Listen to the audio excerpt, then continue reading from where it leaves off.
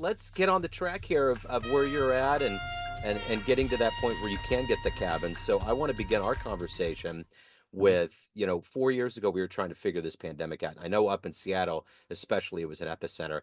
So I'm Mhm. curious, how did you survive that time period and how did it ultimately change the way that you do things?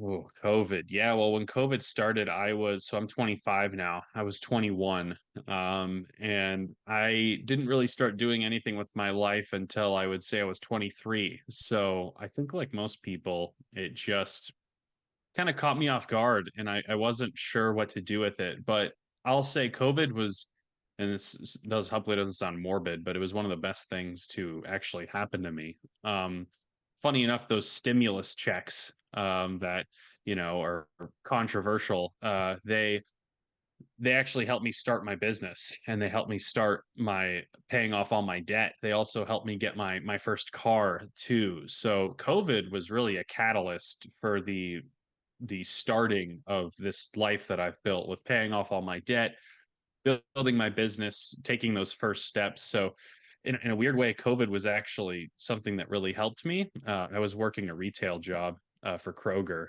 then, and my dad was in jail. He was serving a 10-month sentence for a DUI. So I had the whole house to myself for 10 months. And I started a business in that house. And I would say COVID was one of the best things to ever happen to me. That was the point where I started taking life seriously. And God, it was wild. Oh my goodness. Working at Kroger too. Yeah. I was wild during COVID. I saw some crazy stuff. Oh, I'm sure you did. Yeah. And I hear that a lot about COVID. There was so many silver linings. It was a way for people to recalibrate. But let's get to this business you've started. Let's get to what you do every day in 2024.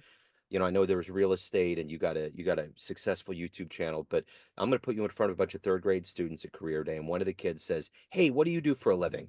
How do you answer that child?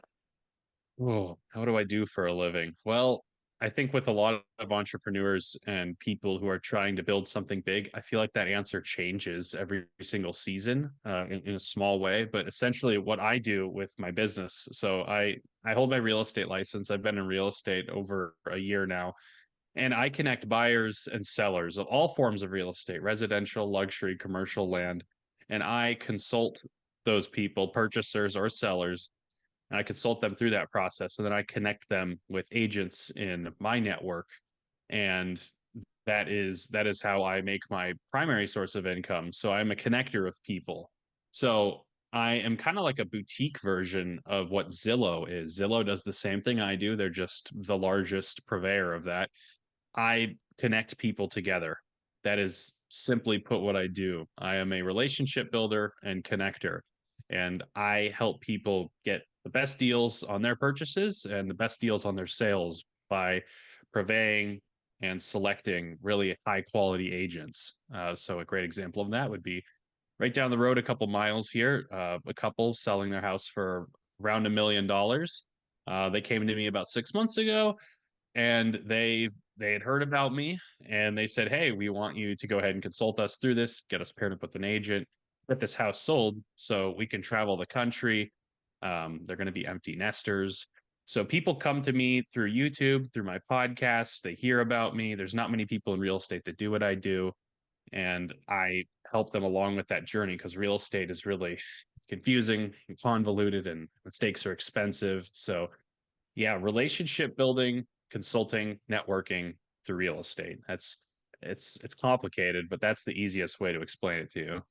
What did you want to be in the third grade? What was your dream to grow up and become?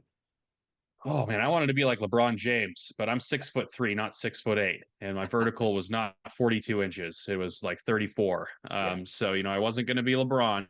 I wanted to be an athlete, and I was going to be an athlete. I was going to go to college on athletic scholarships. I was going to go to Europe to play soccer. Um, and my sports career ended when I was 17 because I was diagnosed with Graves' disease. I wasn't medically cleared to play sports anymore. So funny enough, my sports career ending was the start, or at least very, very early beginnings of the entrepreneur that I wanted to be. And the great value from sports I got was it wasn't the sports itself, it was the teamwork and the relentlessness that sports provided. So I wish I was really focusing on coding and learning about finance when I was in school and being one of those little geeks. But the sports is what started the business, and that all ended when I was 17 for that medical reason. So the other side of that of being an athlete is that you Mm. obviously have prowess in business and being an entrepreneur. How did those seeds get sprinkled in you when you were growing up in Aspen? How did that kind of become you and grow into who you are today? Well, yeah, Aspen was my birth town. The story's actually wild. So Aspen, yeah, it's hometown, and my dad was working on incredibly wealthy people's homes. He was an artist. He'd work in people's kitchens. He'd repaint things in these fabulous houses. I believe he worked on Tom Cruise's house. I think one of the other Toms. I don't know if it was Hank. Um, there's many wealthy people in Aspen. There's normal people too, but he'd work on these luxury houses, and then he also worked on Bill Gates's house in Washington. So we went from Aspen, Colorado. I think he worked in Sun Valley, Idaho for a while, and then he moved to Washington. So, uh, long story short, my dad is kind of crazy. He showed me everything in life, what not to do. He was never the father that showed me what to do. He showed me everything you shouldn't. Multiple stints in jail, lots of DUIs, lots of problems, the life of an artist, and I went to 10 different schools growing up. So I say I'm from Aspen. People have this thought in my head like, oh my God, your dad must own a helicopter. It's not true. Um, but moving from Aspen to eventually Washington, that happened when I was 6. And essentially, I get to Washington and I go to 11 different schools growing up, and life is insane. I could go on and on about that. I'm considering writing a book about that. So that might be my first book. Yeah. Um, but oh, I mean, I don't want to go on too long about that. Right. Is it specifically? Is it is it like what sorry, just there's so many things I could say about that. What specifically was interesting to you? No, I no that all makes sense, and I just kind of want to take that baton. I mean, you gave me a good backdrop of how Mhm. you got to where you are today, but I'm curious during all of these times of moving and the uncertainty, who was that hero? Who was that inspiration that always kept your chin up? Mm.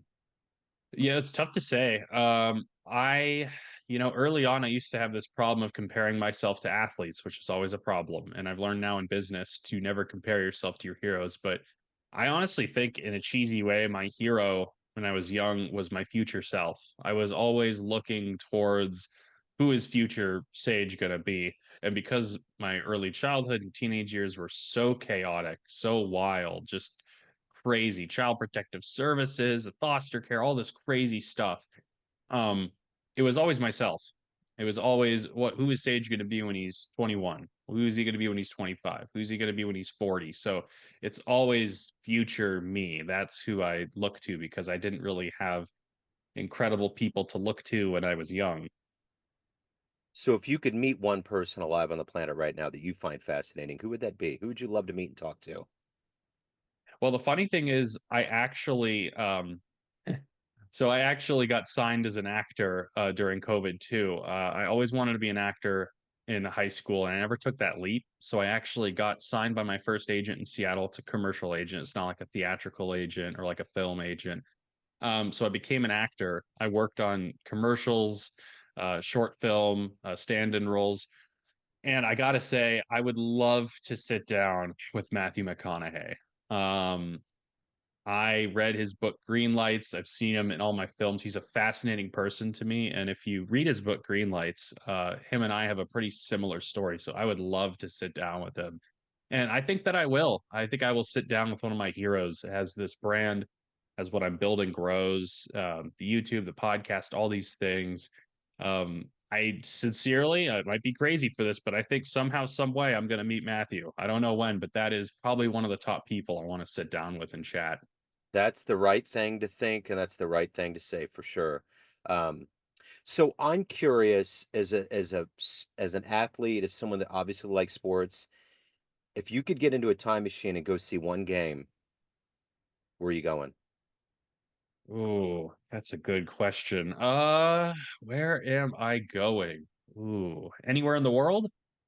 Anywhere that Oh, an event has taken place that you would have loved to have been there to see happen?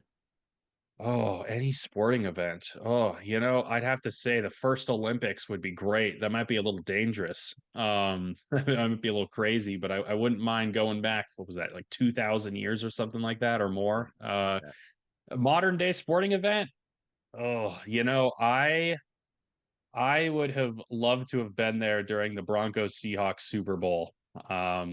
That would have been fun. I was in Colorado at the time, I think, and that was the most lopsided Super Bowl ever. Some people say it was boring, but as a Seahawks fan, as painful as it is to be a Seahawks fan, I would have loved to watch that. That would have been great.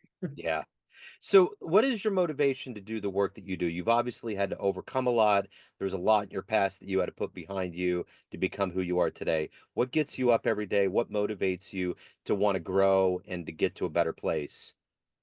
Honestly, the thing that motivates me is the thing that I love, which is people and relationships. I'm at a place in my life where I found what I love to do so young at 25, and the number one thing is relationships and people. I love using my personality and negotiation skills to get to places that I never could have thought I would have been at when I was young. The ability to persuade someone or convince someone, the ability to build a relationship with them, the inner workings of that are honestly what drives me. It's the people. I don't think life would be worth it if there were no people. So it's the thought of who can I meet today or who can I meet tomorrow? Who who can I run across? Who can I build a relationship with? And then blossom that into meeting one of my heroes. It's that never ending hunger and obsession with building connection with people that interest me. And that's why I started my business too. Because unlike a normal real estate agent, who's in a local area, I have the ability to work in all 50 states. And even out of country too, and that just really opens the door. I never know if I'm going to get a email or a phone call from someone in the acting world. I don't even know if I'm going to get an email or a phone call from someone I watch on YouTube. Um, it's just the endless doors that are right in front of me that excite me to keep on going every single day and keep on building. What's the best advice you've ever gotten? Mm, best advice I ever got. Oh, geez. There's so much. The best advice I ever got. Ooh, give me like 10 seconds. I'm going to go through my database here. Um, I think it's actually from a movie. And it's not from a person, I would per se, because all the people I really, really want advice from, I haven't got to meet yet. But I'm a big movie fan, and Michael Caine in one of the Batman movies, he says to Batman, he says, the hard thing and the thing that are worth it are often the right thing. He's one of my favorite actors, and I always keep that in my head, and that's why I'm obsessed with doing hard things and difficult things. Is because I feel like that's the right thing for me. So I always keep that in my head that the hard thing and the right thing are the same thing. Yeah. Of all of the things that you've done and evolved into at this point, what are you the proudest of? Oh, I think the thing that I'm the proudest of personally is being completely sober. Both of my parents were addicts. My dad was a musician. My mom was I still don't know if this is true or not, but according to my dad, Playboy model, I know she was a dancer, and they both had problems with substances. So I am the anti of both of them, which is shocking. And I think it's never picking up a drink. I've never had a drink of alcohol in my life that was on purpose. I've accidentally had it. My dad used to put alcohol in orange juice and Gatorade, and oh, vodka's gross. And I never picked up a pill, which both of my parents struggled with. So I think never ever turning to substances ever once in my life at 25 to numb pain or not face reality. So the thing I'm most proud of personally is actually something I've never done, which I know is really strange and people find that fascinating when they talk to me. Um, but I'm most proud of things that I haven't done. Not going to jail, not doing substances, those are the things I'm most personally proud of, just given my background, which, you might not hear a lot of people say that, but to me, that is everything. Being completely in control, completely sober. And I'm fun at parties. I promise I'm very fun. But I'm just always in control of my choices and I'm always clean. And that's what I'm most proud of. So at the end of the day, everyone has a perception of you, family, friends, clients, but you run the show. What's your perception of you? Who do you think you are? Oh, my perception of me, that's a good one. Again, it goes back to film, and TV. I mean, I see myself as some of my favorite characters sometimes. I don't know, have you ever watched like The Blacklist? I haven't seen it. It's ended. The show has ended now, I think after 10 seasons. And James Spader, fantastic actor, Okay. probably one of the greatest monologue givers of all time. He's incredible at monologues. Yeah. I kind of see myself as some of my favorite characters. The businessman, the suave, mystery, snaps his fingers and appears places kind of guy. I'm trying to build. I'm always trying to build myself into my favorite characters, and as someone who loves acting, and business, it's like I'm always pushing to be that person I saw on film and have the life that they have. And I'm trying to build that for myself, be the person that I could snap my fingers and appear somewhere, be the person that has a charity, a foundation, be the person that is known in certain circles, be a kind person, um, be a person who is loved and feared. And I would say Raymond Reddington from The Blacklist is one of my favorite characters. So always trying to build myself into different characters. And, funny enough, Matthew McConaughey says that too. And as someone who loves acting so much, it's like you take pieces of characters you've built with you. So it's kind of an artsy answer to that question, but it's the truth. Yeah, no, I dig it. So if anyone wants to reach out, find more out about what you're doing with real estate, your YouTube channel, where's the best place to go?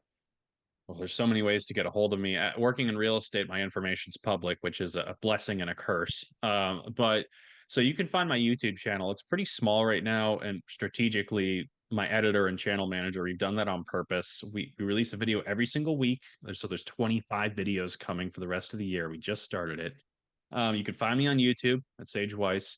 Life, Money, and More is my solo podcast I do, and those are about 20-minute episodes around different personal finance, money, real estate with some life sprinkled in. So that's Life, Money, and More. My public email, and I don't know how I got this email, is just sage@kw.com. That is one of the best ways to reach out to me. I would put my phone number on here, but then my answering service would probably get swamped. Yeah.